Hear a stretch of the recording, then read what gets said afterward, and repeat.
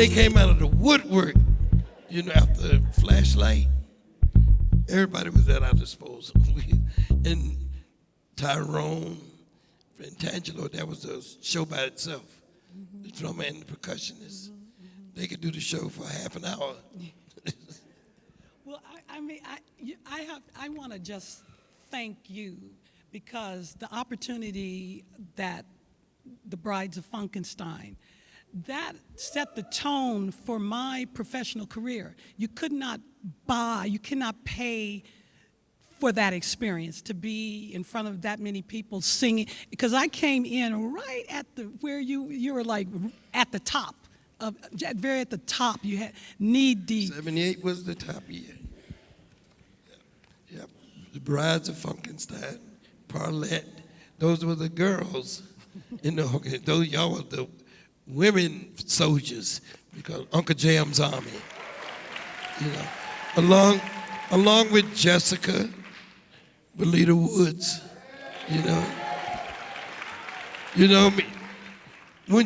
once you're in P-Funk, that family thing, whether you like it or not, you're in it.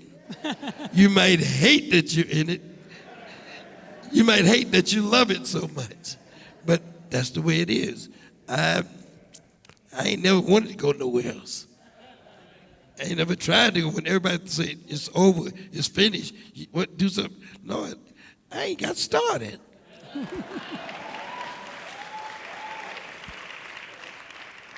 And that's the way I feel about the music. And once the hip hop started, they lived up to what I was looking for when I say clones. The clones of Dr. Funkenstein. They're clones. They're the clones, and they're all of them are my friends, because I realized that was what I was talking about. Sample is the same as a piece of cell cloning a new species, a new animal. It's the same thing with making music. Take a little sample, I call it sample some of this and sample some of that.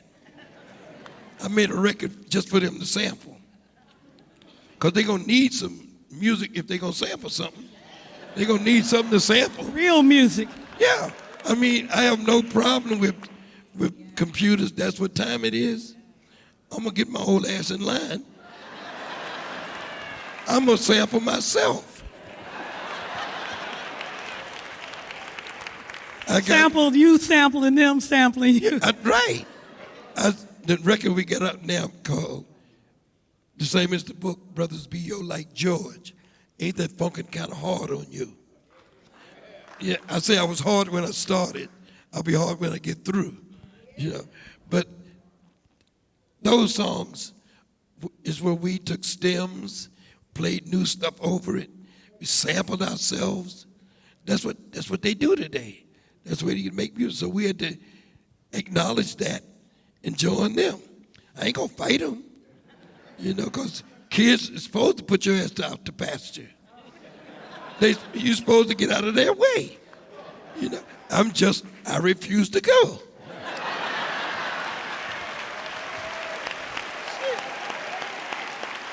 Shit. Long as I can dance, fuck it.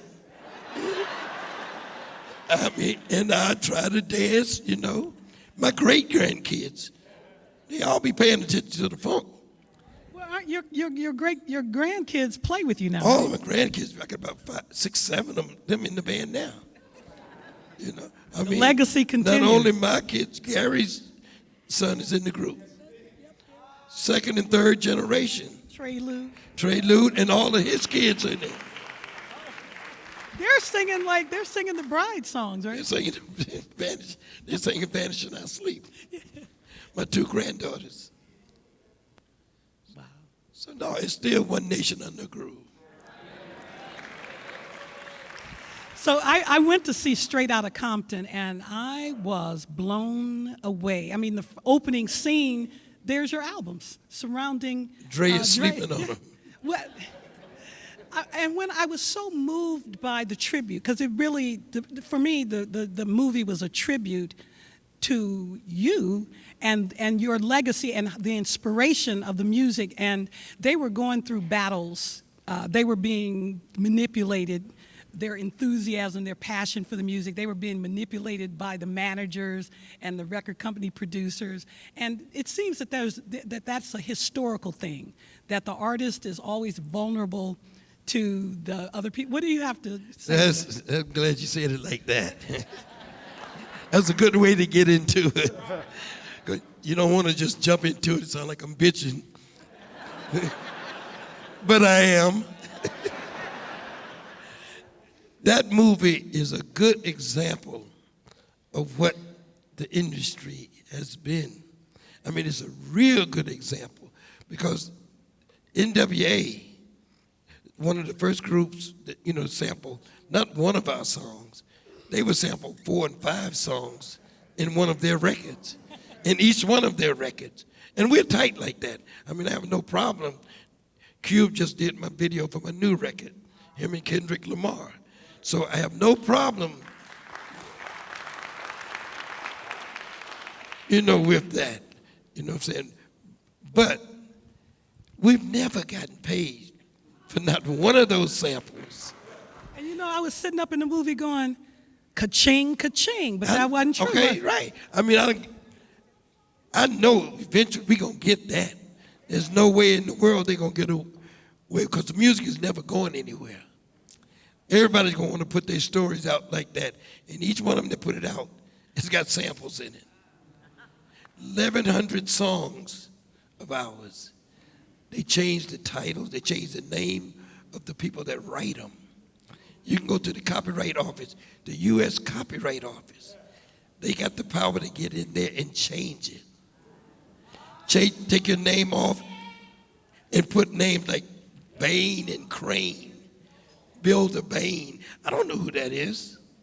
Nobody else seems to know who it is. But they removed my name, my son's name, Ron Ford's name, David. We don't get the copyrights. Those copyrights are up for recapture, which means they come back to you or your family. They're fighting like hell not to even give it to our heirs. They just stole the money now, but with this straight out of Compton is our chance to tell the story that I told in this book, of which they're trying to hide the book. It's hard to find the book.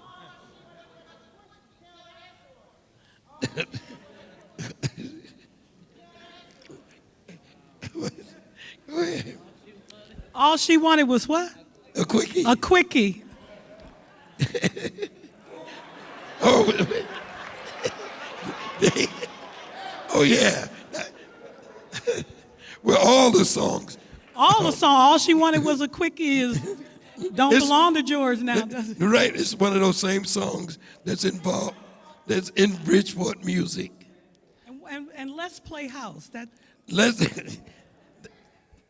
the best one.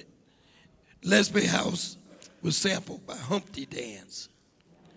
Okay, my son wrote it along with myself, Bootsy, and Junie Morrison.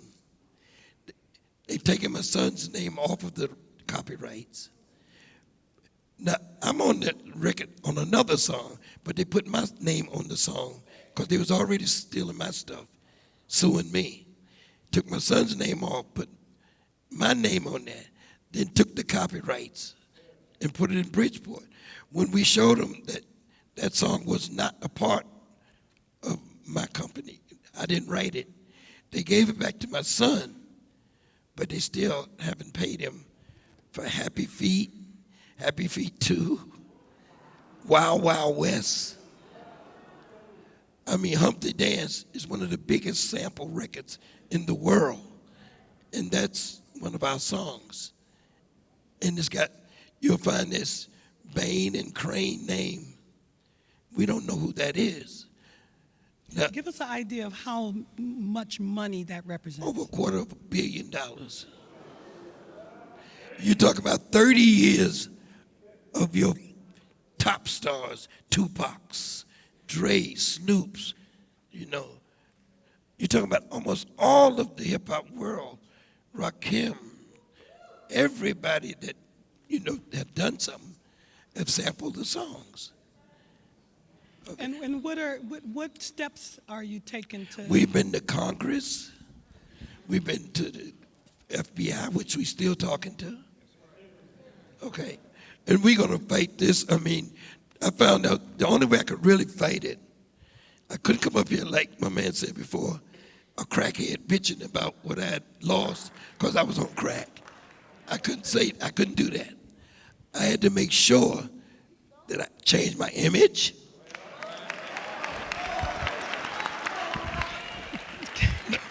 No, because nobody don't want to hear you up there bitching and broke too. So I had to make sure that I put out some new music. I got an album out there right now with 33 songs on it. They go along with the book. Shake the Gate, working on a new Parliament album, be out in January. Like I say, you have to be working and look like you deserve it, or people don't give a fuck about you. You shouldn't have been high. I mean, and they shouldn't have to worry about you. You know, if you're gonna be bitching, you're gonna be high, you should be able to take it. But nobody got the right to steal it, whether you're high or not. I just know I have to be clean in order to say that. Otherwise, I sound like we used to laugh at Little Richard for screaming about it, rock and roll. I didn't want to look like that. I didn't even want to look like, you know, nigga, take that shit out your head. I made sure I cut my hair off before I did it. Not that I didn't like my, but it was over. I was looking like Baby Jane. You know, which was cool for an act. But if I'm gonna be up here bitching, I can't be up here looking like that. You know what I'm saying? And so, to be able to tell this story, $250 million, now you ain't got no business talking about no money like that. That's the way the system look at you. Hell no, you don't. I don't care if it's sold that much, you ain't gonna get that. But it's the truth. When you start looking at the figures, the movies, the commercials, on for 30-something years. And we still, they never expected us to still be here. But I said when I stopped smoking, I'm gonna catch their ass off guard. I know how to make a concept out of shit. And the concept is gonna be, get right, nigga, get right. People might hear what you're saying. And, you know, I might have been still out here if I'd have been getting paid. I doubt it, because the shit was no good anyway. You know, so I'm glad that I found some reason to clean up. And the music. Was it hard? Was that it wasn't hard to clean? Not at all. No, it was just boom. When you got something you need to do, it wasn't no good anyway. I wasn't getting high.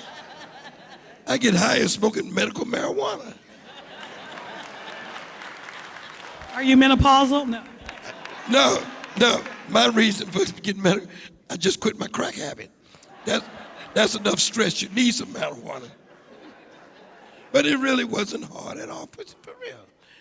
Once I got the moment of what I wanted to do, catch them off guard, I looked like a fool walking around with those papers under my hand all the time. I had every contract trying to get somebody to hear me. And not until I got with my wife that paid it. Carlon Clinton right there. She's the backbone. I mean, I had somebody I could tell that story to. And then like, you shouldn't have been smoking, you know, whatever.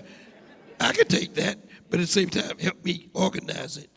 To now, you look at flashlight2013.com, you'll see all that paperwork neatly stacked. So when people finally decide to want to know what happened with the history of this music, you'll be able to find it neatly, no matter what you see in what paper. You'll be able to see that this is a hell of a story. We could never tell this story. We need episodes. Empire ain't shit compared to. We have. Trust me. We could do 2 empires a week. I mean, and all the people that was in the groups can sit there and tell you. No, we still here though. We still here. How old are you, George? 74. You look good. I feel good. I feel good. I mean, the opportunity to be here in Detroit, the place where we made all that shit, running back. I mean, I ran around where this building is at. I remember cutting through alleys and doing things all over Detroit. But it's home. We came here, our first show in Detroit was at the State Theater the day the riots broke out. We had just come from the riots in New Jersey, got here just in time to hit the stage, and everybody in Detroit was on stage with us. I wouldn't advise to try to do that to make it. That was an accident, especially Atomic Dog. I was out of my mind. You know, they had the tape on backwards. I came in and started singing. Didn't know we were supposed to turn the tape back over. But it was too late. So now we have to finish it with it backwards. All the rest of the instruments were put on there. After I did my part, I thought they were trying to record without me. You know, paranoid as hell.